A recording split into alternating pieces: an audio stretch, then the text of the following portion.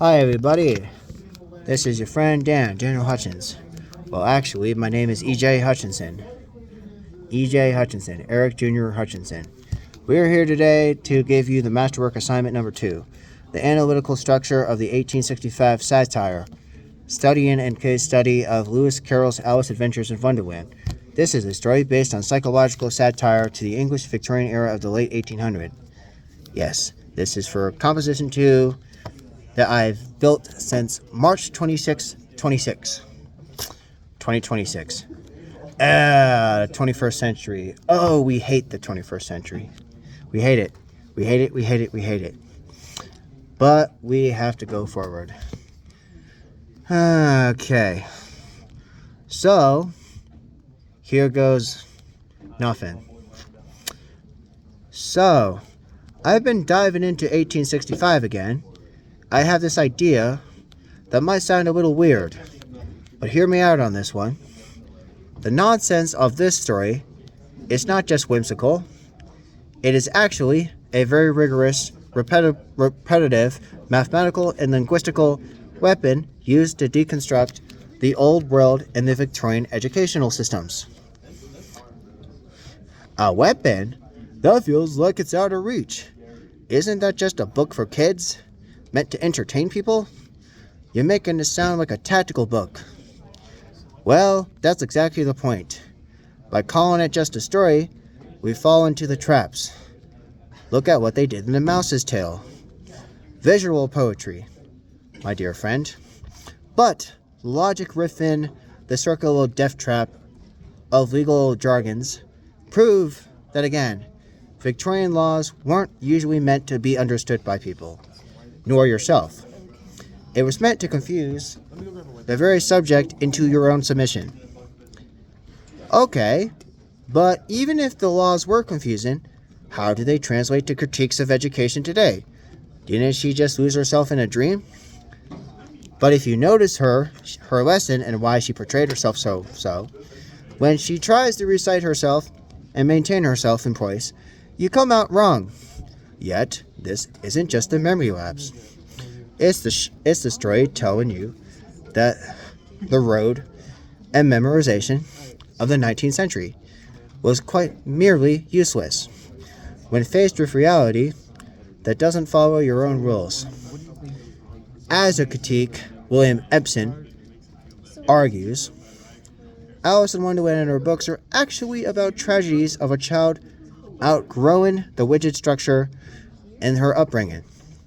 Her mistake is actually her mind breaking free from subconscious institutional programs. I see. Epstein connection. But if she's breaking away, why is she frustrated then? If this was New World, and a blueprint of New World, wouldn't she just be empowered anyway instead of constantly crying about it?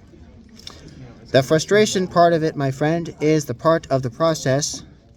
You cannot build a new logic until you finally realize you fully dismantled the old ones. Though, think about the Tea Party scenes. Total Bo-Katan breakdown of a social etiquette. Even the Mad Hatter himself wasn't mad. He's operating on non-linear senses of time, where the rules and timelines are different, and the laws are clearly different, unlike you, who's not. Victorian minds cannot grasp it. So you're saying this absurd idea is actually a higher life form? That characters are trying to teach her this? Precisely! And so in the end, when she tells the Queen of Hearts, you're nothing but a pack of playing cards, she finally goes through and sees that this was all just an institutional illusion of her own power, fully manifesting to realizing that the old world authority no longer matters anymore, because the fin and the two-dimensional, the 2D landscapes.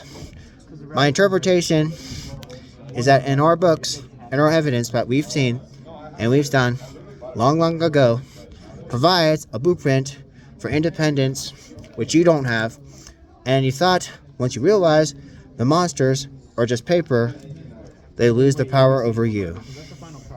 Yes, over you, you skeptical bastard. So, it's pretty solid. It moves the book about a nonsensical category world to a survivalist kind of idea. You can see how it fits into an 1860s landscape, eh? Change in social value? Exactly! It's about securing your legacy of independence from a perspective that is increasingly controlled by an environment of stupid dumb fuckers. Secondary submission. This is basically the same thing I said before. And you can just listen to this by repeating what I said the first time. Okay, this is the breakdown. Module 1, the context of 1860s landscape. In the middle of the 19th century, this is heavily shaped by rigid social experiences and expectations of formal educational etiquette and proper etiquette which you lack of. Protocols and analysis explores why satirical elements that you cannot curate because you can't, you couldn't even if you tried, and utilize the highlights of inherent flaws that you don't have. So, therefore, and so forth, you don't have any of that. So, Module 2, the subversion to institutional authority. This basically means the narrative, the story, the plot line, the story plot, and figures in authority, ranging from legal experts to traditional expertors, say that if you portray and being unable to provide coherent answers which you cannot even curate for yourself, not to save his shit, and then serve as a primary critique the centralizing power of hierarchical structure that you don't have, and the protagonal struggle to maintain a personal sense of poise and calmness and patience that you also don't have in a very nonsensical world that you cannot understand because you fail to understand and miss the mark. Yes. Module 3, linguistic puzzles and narrative strategy. The use of nonsense, language, complex word plays, and central tour focus through social commentary by disruption of an expanded meaning and common terms that you cannot see, and the text forces a reevaluation or re-education of you because you don't understand, and official communication and academic standard in which you also cannot understand, and a strategy ensuring that the critiques remain effective without directly confronting the authorities in the time. Assuring and allowing the subversions of your own stupidity and idiocracy to exist beneath a seemingly accessible story. Module 4, the role of a collective experience. Realizing between marginalized characters, highlighting a transition from isolation to a shared struggle of clarity, and sometimes you don't have clarity.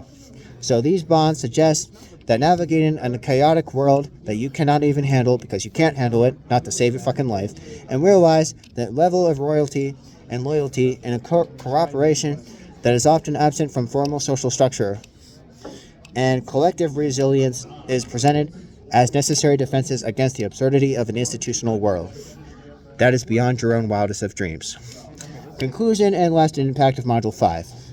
Navigating in 1865 and 1860s satires, requiring that understanding how humor and absurd ideas and acts of shields, deeper social observations, and a work success, lying in an ability that you cannot remain professional and academic in a surface that can save your life to save yourself.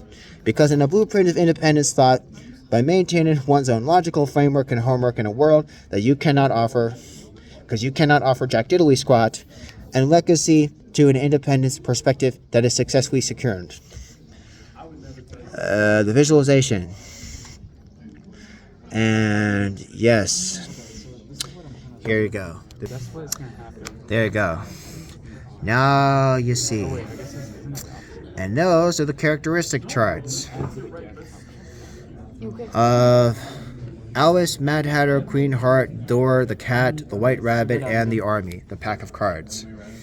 If you cannot see that, then zoom in and focus your camera until you can see it. And it's a pretty basic breakdown. It doesn't take a rocket scientist with a rocket science degree to realize this. Just look at it. Okay. From this example, we are hooked up with a real deal analysis of behind the scenes of Walt Disney Animation Studios' Vault Classics, Alice Adventures in Wonderland from 1951. In our studies, we show that in Origins, We are the four above mentioned by original sources of Lewis Carroll in the 1860s Victorian English aspects in the eras of where they come from.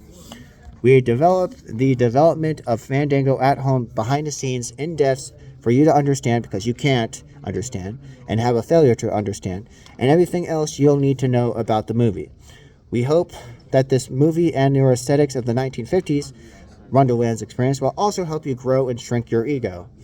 With magical fixed edit cakes and drinks that'll magically change your proportions beyond the wildest dream and your own self-entitlement. So then there is a video link that I have aggressively put on the bottom of this project. And it's behind the scene. So that's all. Until you see again, we'll see you next time on The Hut.